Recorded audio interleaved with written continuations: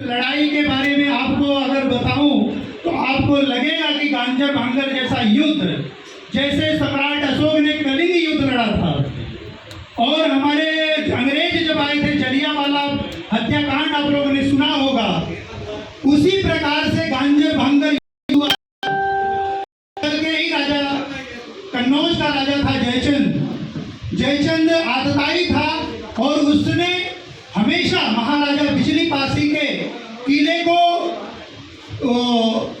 हासिल करना चाहता था, उन्हें परास्त करना चाहता था। कई बार उन्होंने चढ़ाई किया लेकिन हमेशा वो परास्त होता था।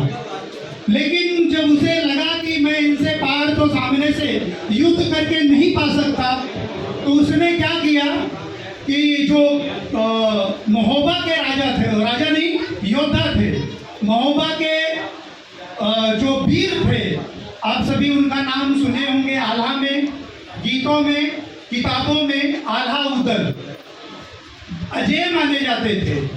कोई कहते हैं कि उनको देवी का वरदान प्राप्त था, उन्हें कोई हरा नहीं सकता था। इस तरीके के भी भ्रमित लोग करते थे उनके नाम को हाईलाइट करने के लिए, क्योंकि उनकी जात से आपको पता चल जाता है कि कौन सी जाति के होंगे।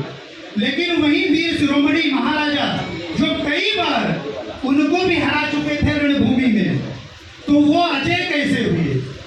तो अजय जो हुआ वो महाराजा बिजली पासी हुए, जो उनको हराने का काम किया।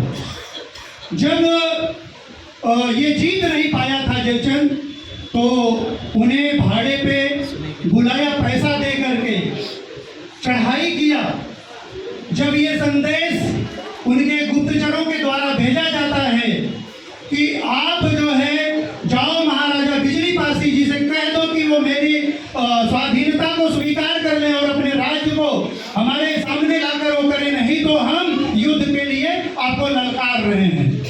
जब इस बात को गुप्तचर जाकर के महाराजा बिजली पासी को सुनाता है, तो उन्होंने कहा कि हम एक राजा हैं और हमारे पास 12 किले हैं और हमने इस 12 किलों को अपने शौर्य पराक्रम के बल पर बनाया है।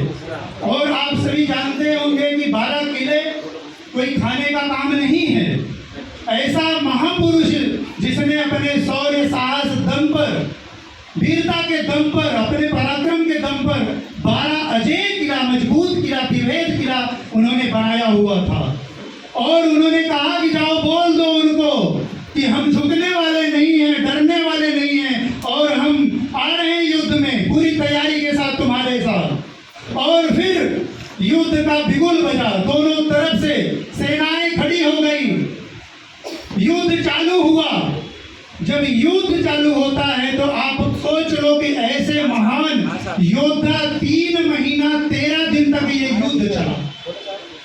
ऐसे क्रांतिकारी योद्धा बिजली पासी का 16 बरसेगा जिस ओर से, कांप उठेगी धरती या न मिलेगा जोर से। और महाराजा बिजली पासी ने अपने शौर्य को दिखाया, दुश्मनों के दांत खट्टे हो गए और जब रण में उनकी तलवारें चमकने लगी तो ये कांपने लगे और परास्त होने के कगार पे आ गए। जब इन्हें लगा कि हम इनसे तो जीत नहीं सकते सामने से वार करके, तब इन लोगों ने